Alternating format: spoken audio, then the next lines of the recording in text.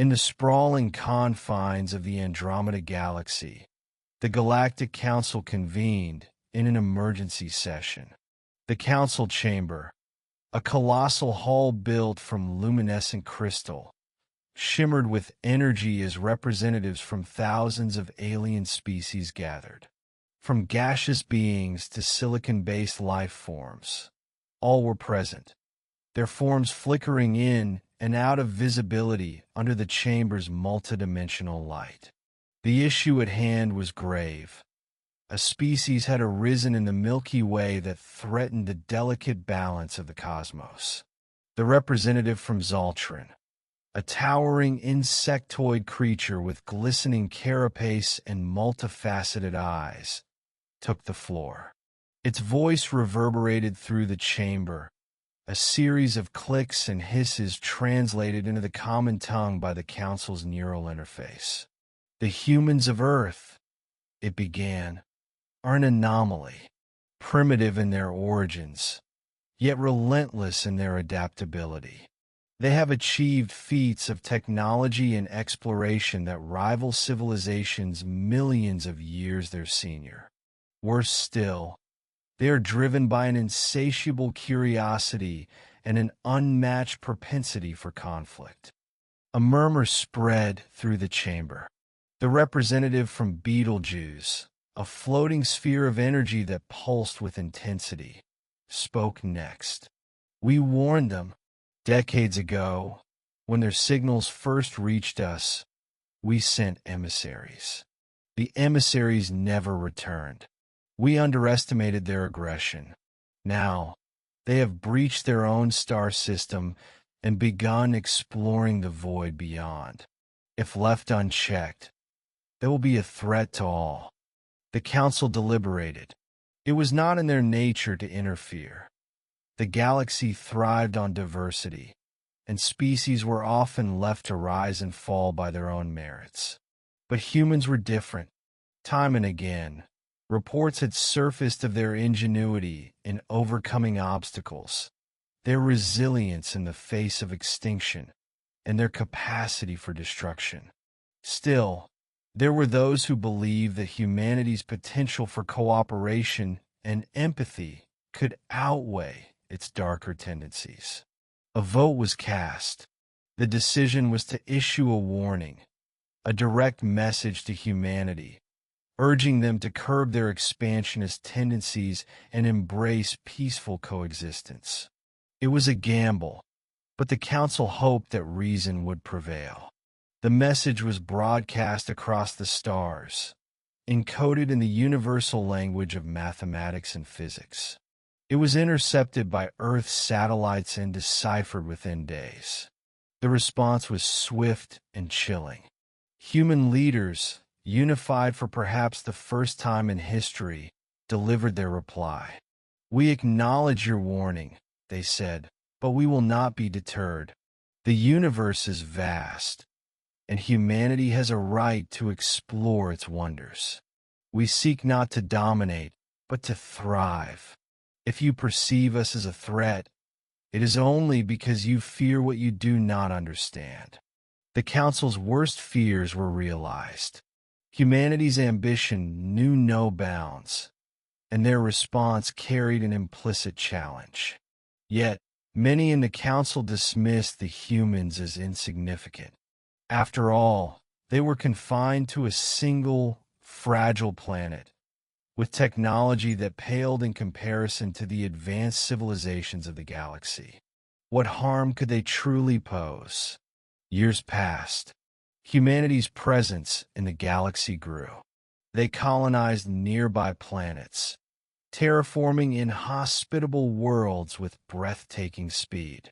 Their technology evolved at an exponential rate, spurred by the challenges of interstellar travel. They reverse-engineered alien artifacts, integrating them with their own inventions in ways no one had thought possible. What they lacked in experience, they made up for in ingenuity. The first confrontation came in the Proxima Centauri system. A fleet of human ships encountered a patrol from the Clythar Empire, a militaristic race known for their ruthlessness. The Clythar expected an easy victory. Instead, they found themselves outmaneuvered by the humans' unconventional tactics. The battle ended with the humans seizing a Clythar battleship, an act that sent shockwaves through the galaxy. The Galactic Council reconvened. This time the tone was different. The humans were no longer dismissed as a minor nuisance. They were a force to be reckoned with. Yet, even as fear grew, so did fascination.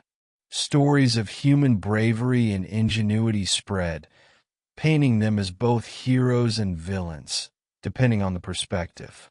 Meanwhile, humanity continued to push forward. They formed alliances with alien species who shared their ideals, creating a coalition that rivaled even the oldest galactic powers.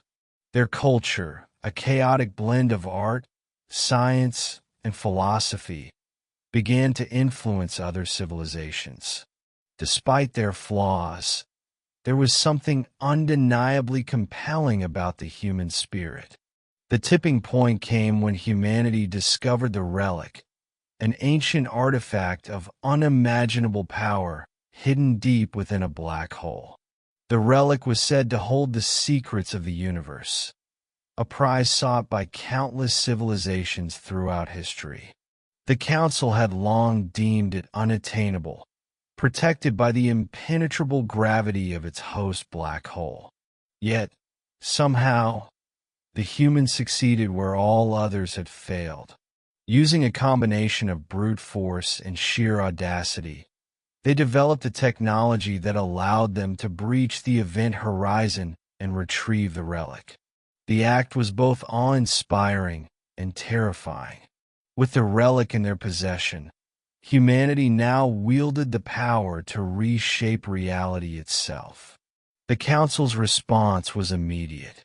They demanded that the relic be surrendered, arguing that no single species could be trusted with such power. Humanity refused. "We will not be dictated to by those who fear us," their leaders declared. "The relic is not a weapon, but a tool. We will use it to build a better future for all." Tensions reached a breaking point. The galaxy stood on the brink of war, with humanity at its center. Yet, even as alliances formed and fleets mobilized, there were those who held out hope for peace. Among them was Lyra, a human diplomat known for her ability to bridge divides. Lyra traveled to the Council's capital, unarmed and alone, to plead humanity's case. "We are not your enemies," she said, her voice carrying the weight of countless generations. "Yes, we are flawed. Yes, we have made mistakes. But we are also capable of greatness. Judge us not by our fears, but by our dreams." Her words resonated with many, but not all. The Council was divided. Some saw humanity as a threat that had to be neutralized, while others believed that cooperation was possible.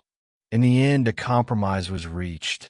Humanity would retain the relic, but under the condition that its use would be monitored by a coalition of species. It was an uneasy truce, but it prevented war. As the years turned to centuries, humanity's place in the galaxy continued to evolve. They became both feared and respected, their influence undeniable. The Council's warning had been heeded in some ways, ignored in others. Humanity remained a paradox, a species capable of both destruction and creation, of fear and hope. In the end, the galaxy learned to coexist with humanity, not because they had no choice, but because they saw the potential for something greater. The Council's warning had been a catalyst, not an end. And as the stars continued to shine, the story of humanity's journey into the cosmos became a testament to the complexity of life and the boundless possibilities of the universe.